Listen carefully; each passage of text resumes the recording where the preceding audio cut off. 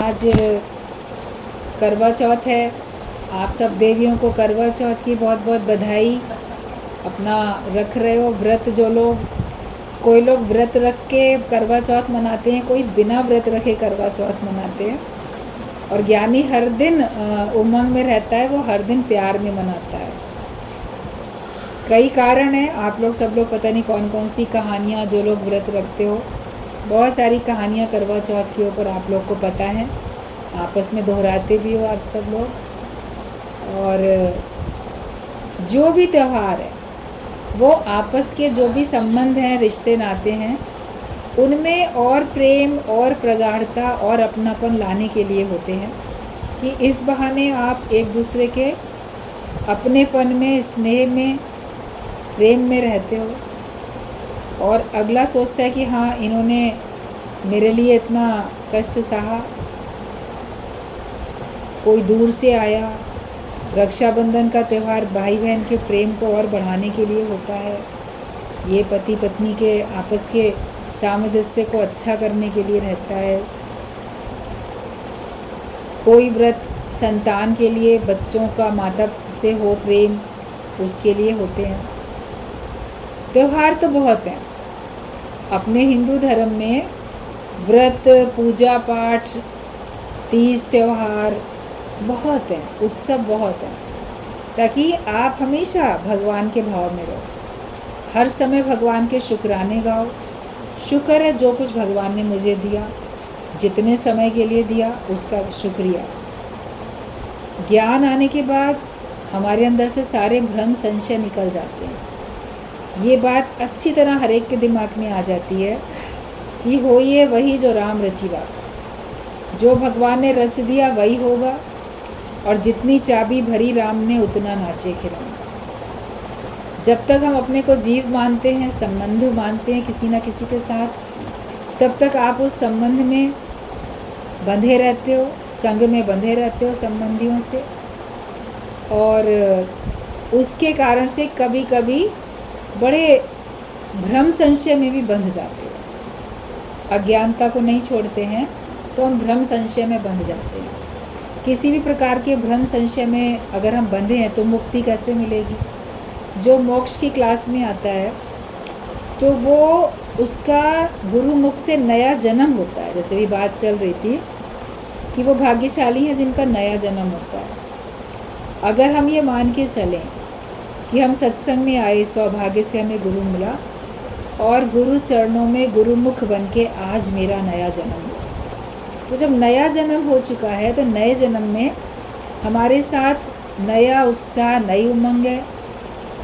जो गुरु का ज्ञान है वही हमारे लिए, जो गुरु का परिवार है वो हमारे लिए सर्वोपरि है। ज्ञान के हिसाब से ज्ञानी को कैसे रहना चाहिए, अपने को ब्रह्माकार वृत्ति में रख के ब्रह्म ज्ञानी की कैसी स्थिति होनी चाहिए, वो हमें क्लियर सुनने को मिलती रहती है। लेकिन जो लोग भी घर परिवारों में रहते हैं, जॉइंट फैमिली में हैं या सिंगल भी हैं, आपस में शुरू से जो भी नियम, रीति रिवाज, व्रत वगैरह आप लोग करते चले आ रहे थे, और एकदम से अगर आप छोड़ते हो तो आपके घर वाले आपको टोकेंगे, ताना लगाएंगे, अरे तुमने तो हमको जीते जी मार दिया।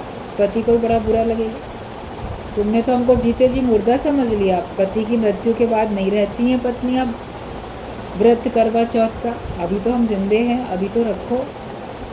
तो ऐसे ऐसे बोलते हैं। लेकिन जब आपके अंदर के भ्रम संशय निकल जाते हैं और ज्ञान आपके पास है, आप ज्ञानवान वाली रहनी अगर बनाते हो, तो आपके घर वालों को भी पता है कि आपके द्वारा उनको भी ज्ञान मिल जाता है। इस सत्संग की यही बहुत बड़ी खासियत है।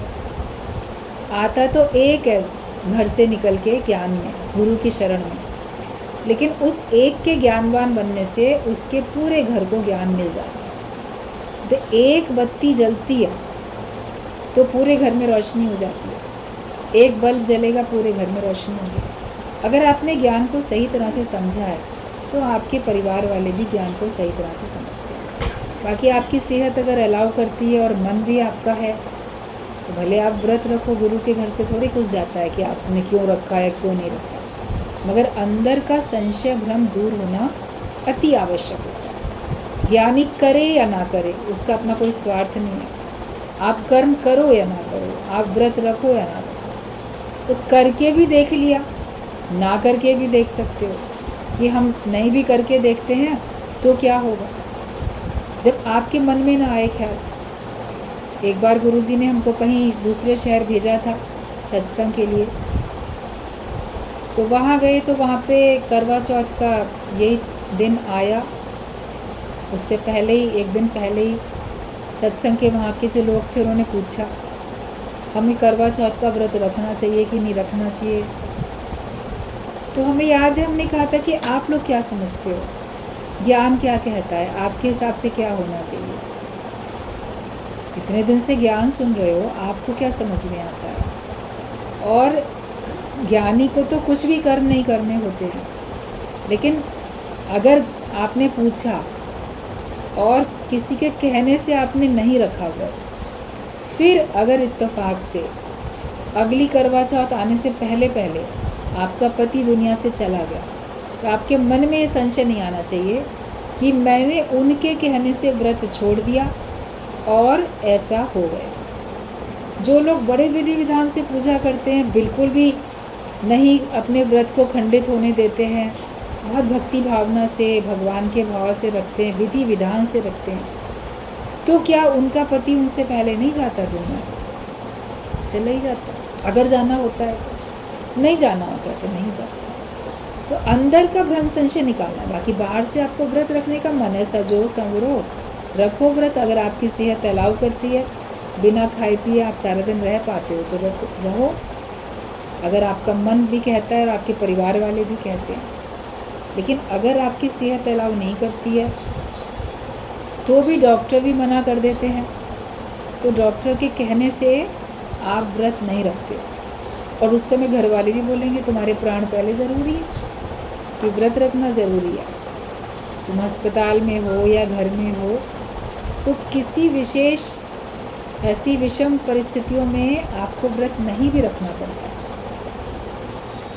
तो फिर नेक्स्ट ईयर आप लोग रख लेते हो अगर उस बार नहीं रख पाते हो तो। लेकिन कोई नहीं भी रखते हैं, जिन कास्ट में है कि नहीं रखते हैं तो नहीं भी रहता है। ये हर एक की अपनी अपनी स्वेच्छा होती है कि आप रखो या ना रखो, लेकिन अंदर से अज्ञानता को दूर करना बहुत ज़रूरी है। गुरुजी हमारे अंदर के सबके अज्ञान को दूर करने में लगे रहते हैं।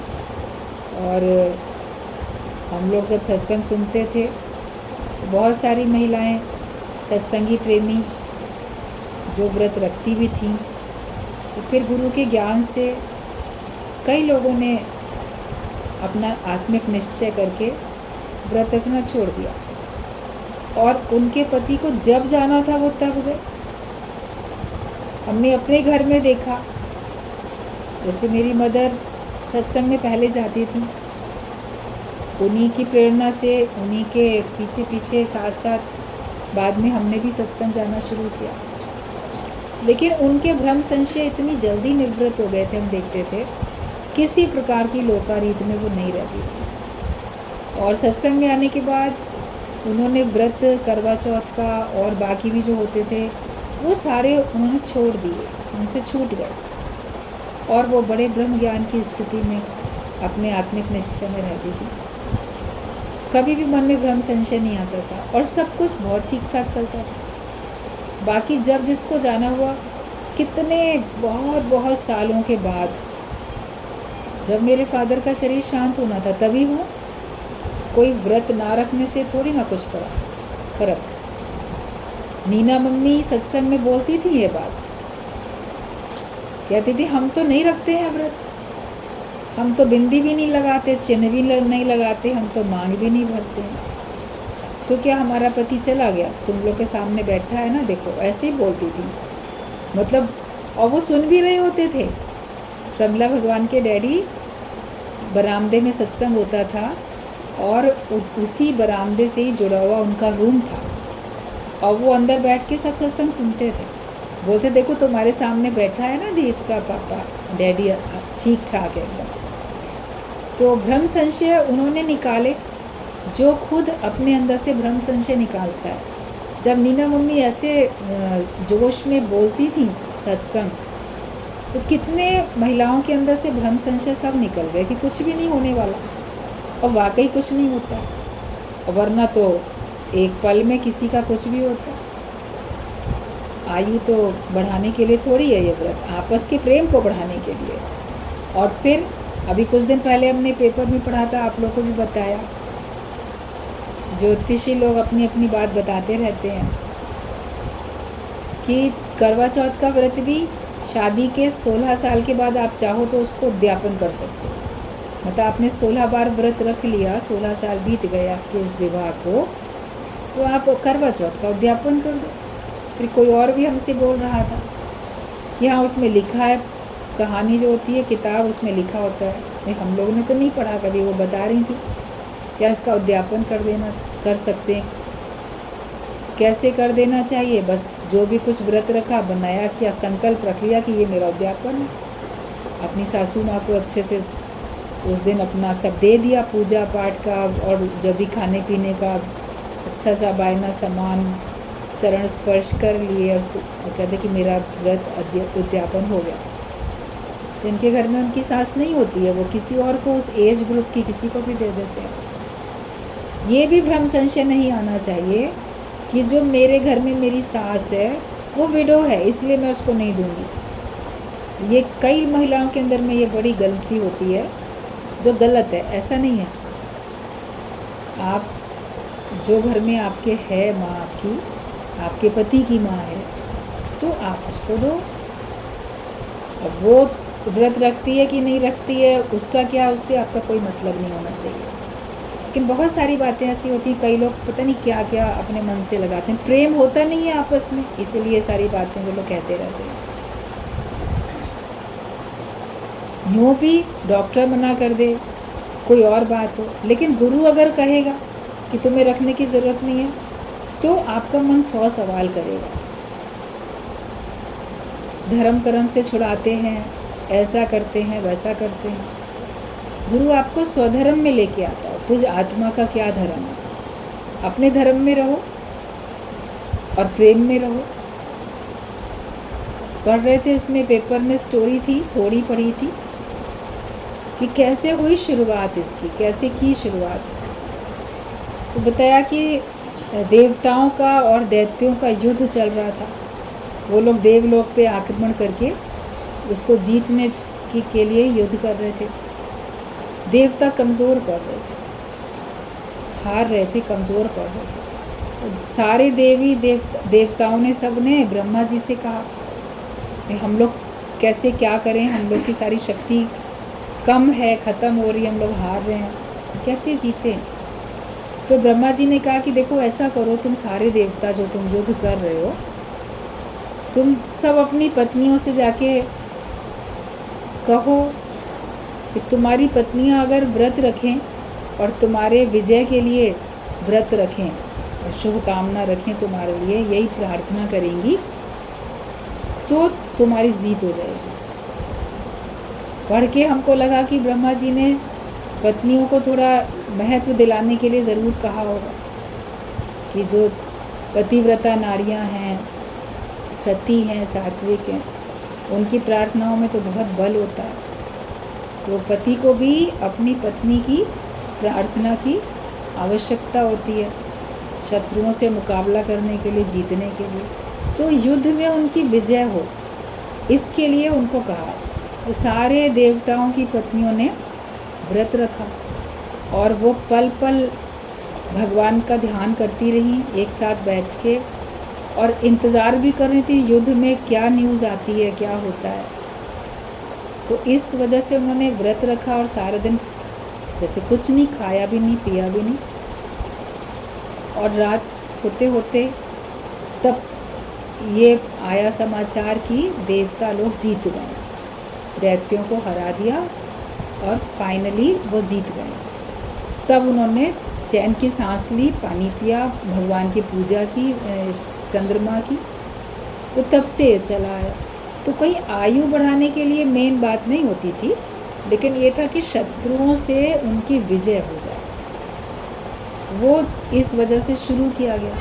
और जो ये दिन था कार्तिक की चतुर्थी का दिन था, तो उसमें किया गया। तो इसी में और भी बीच बीच में तमाम तरह तरह की कहानियाँ आती रहती हैं,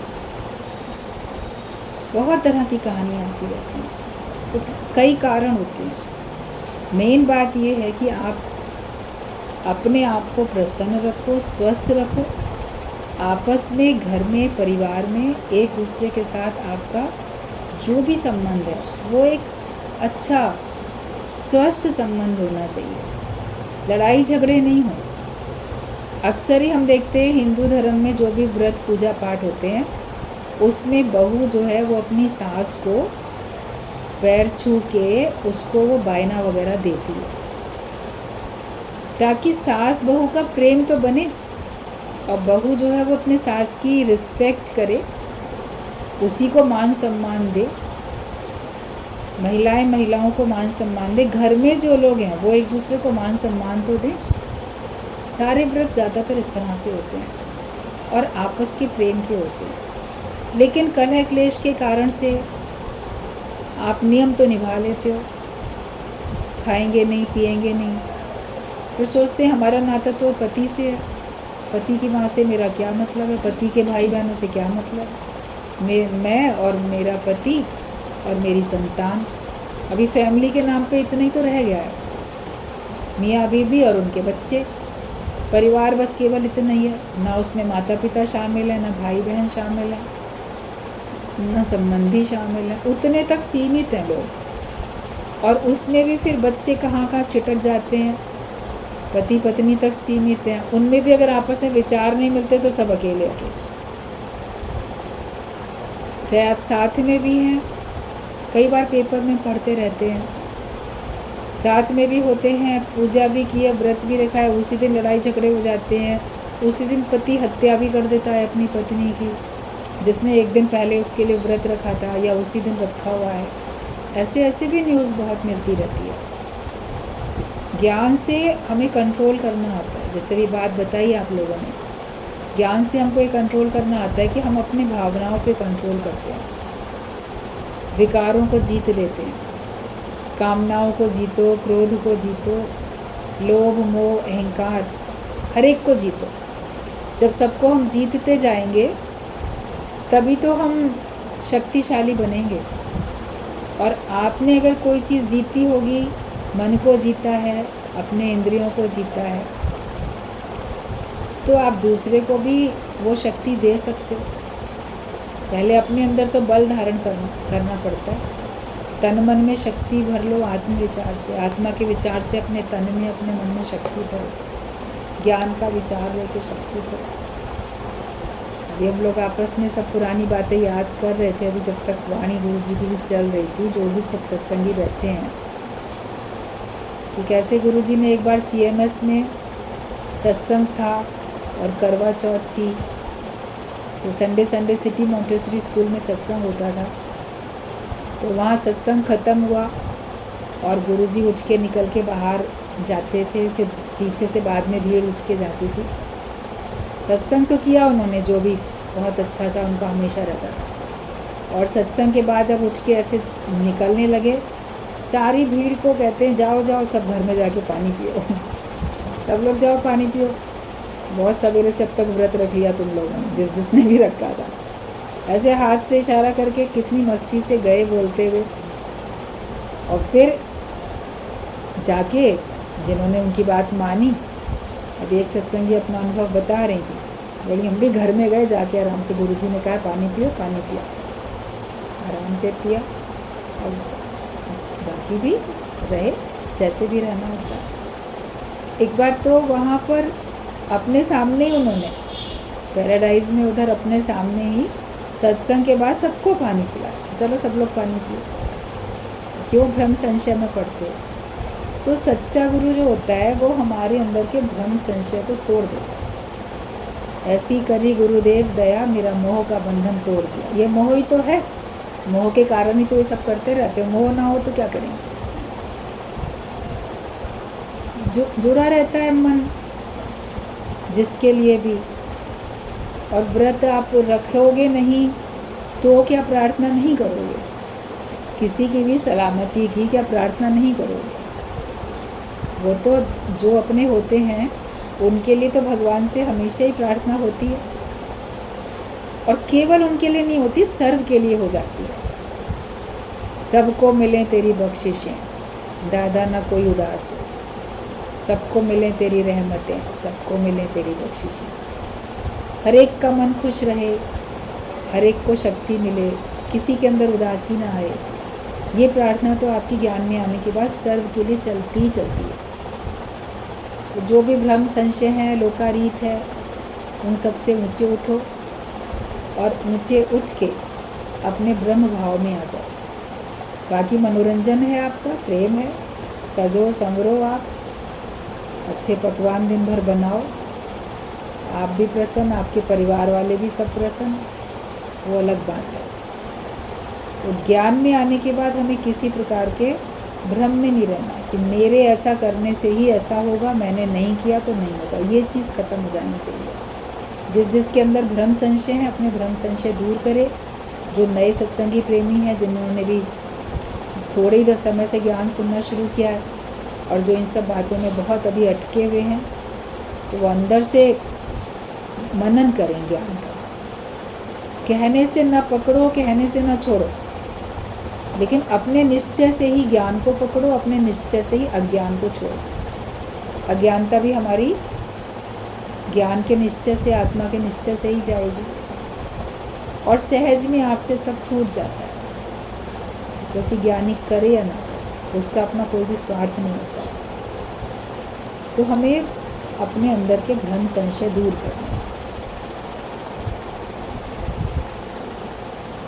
अब इसमें जो पॉइंट्स पढ़ रहे हैं हम लोग, माया में कितना भी आगे बढ़ो, तो पहले देखो माया का अर्थ क्या है, माया है क्या।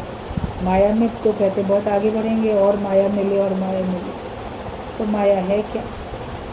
जब आप तत्व में जाओगे तो आपको लगेगा माया है कहाँ, माया तो है ही नहीं, हम तो ऐसे भ्रम संशय में, सपने में हैं, और हमारा समय व्यर्थ हो जाता है।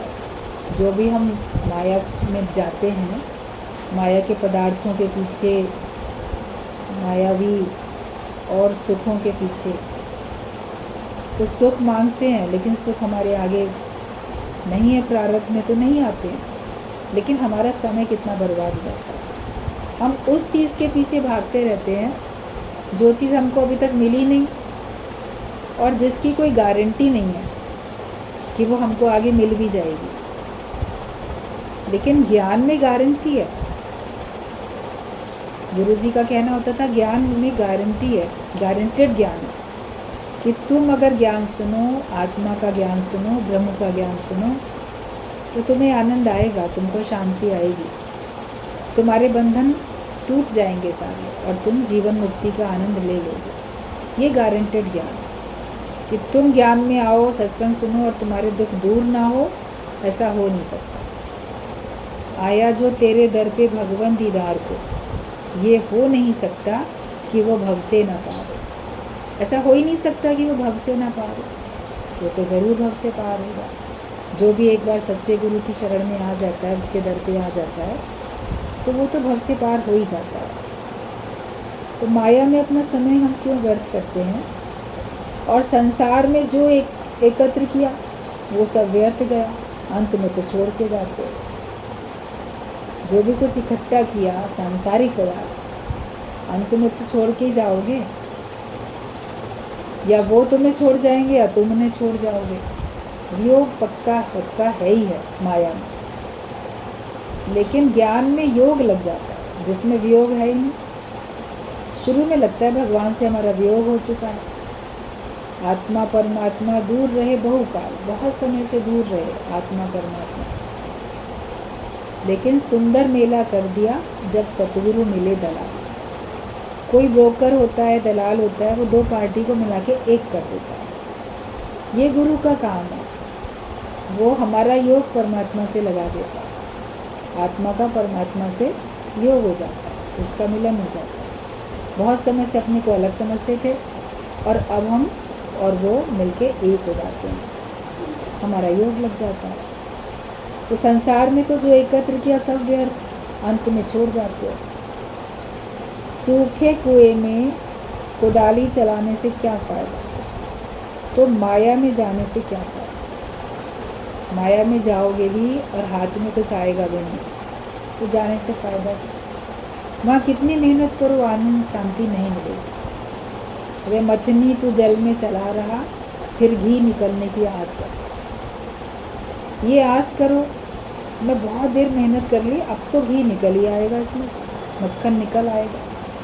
पानी में आप कितनी भी देर मथनी चलाओगे, क्या निकलेगा कभी घी मक्खन कुछ इसमें से बन सकता है? आपकी आयु बीत जाएगी, लेकिन वहाँ है ही नहीं तो कहाँ से मिलेगा? जगत में आनंद और शांति है ही नहीं तो कहाँ से मिलेगी? मिलता है सच्चा सुख केवल भगवान तुम्हारे चरणों में।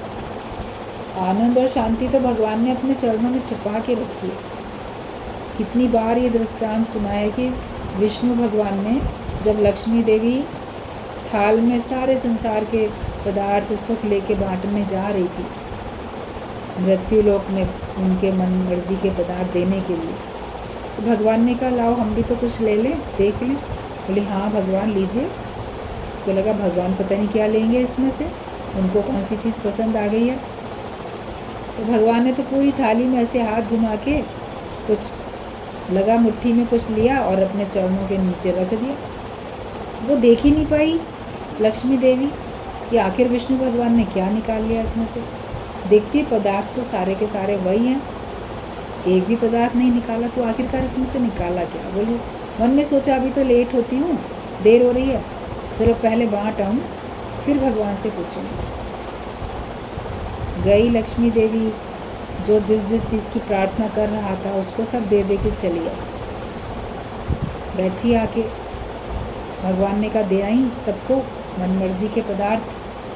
सब खुश हो गए। बोली भगवान मैं सबको खुश करके आ गई, जिसने जो चाहा आज मैंने सबको बांटा। जैसे दीपावली आती है ना, आप लोग लक्ष्मी पूजन करते हो, और सोचते आज तो दीपावली में लक्ष्मी मेरे घर में ज़रूर आएगी, मुझे ये मिलेगा वो मिलेगा। मान लो मिल भी जाता है, जो चाहा वो मिल भी जाता है। तो कहने लगी कि हाँ सबको खुश कर आई।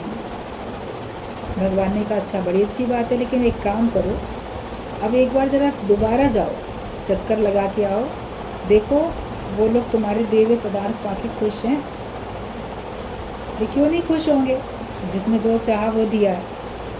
तो कहा फिर भी देख आओ जाके एक बार। अब जब उसने जाके देखा तो थोड़ी ज़रा सी देर तो खुश हुए थे, फिर वो अब सब रंज में पड़े हुए थे, परेशानी में। इतना मिला, ये ले लेते वो ले लेते और मांग लेते, इस चीज़ के बदले वो चीज़ लेते तो ज़्यादा अच्छा होता। आपस में भी तो कितने घर में परिवार में विचार अलग होते हैं। अरे तुम ये चीज़ नहीं लाके वो चीज़ ले आते तो ठीक था, ये मांग लेते तो वो ठीक था। दूसरों से भी आप टोकते हो। कोई अपनी पसंद से मान लो कोई भी चीज़ लाएगा, कोई आपके लिए कोई गिफ्ट लाया खरीद के और आपको दी, तो हाँ बहुत अच्छी है, लेकिन ये नहीं वो ले आते तो अच्छा था, ये कलर की साड़ी नहीं उस कलर की लाते तो ज़्यादा ठीक होता, मुझे क्यों नहीं बताया, मुझे लेके चलना चाहिए था। ऐसी ऐसी बातें होती हैं ना घरों में।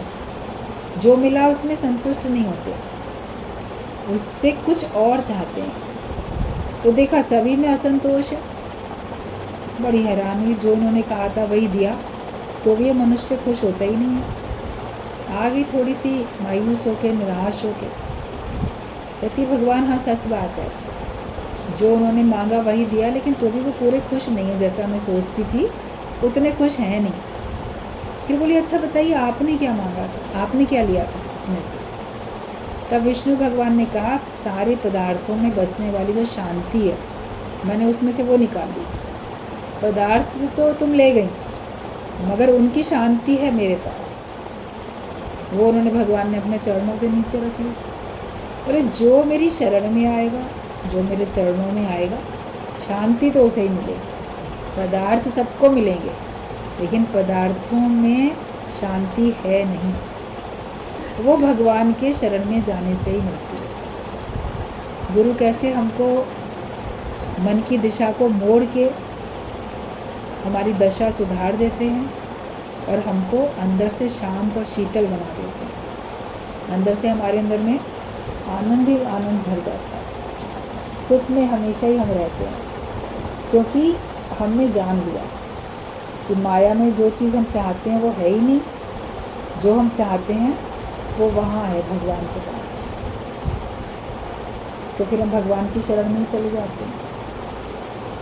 हम भगवान को अपना बना लेते हैं तो भगवान हमें वो सब दे देते हैं। जब तुम अपनी मर्जी से कर्म करते हो, अपनी इच्छा से कोई कर्म करते हो, कर्म करने के लिए तो तुम पूरी तरह से स्वतंत्र हो, बिल्कुल फ्रीडम है तुम।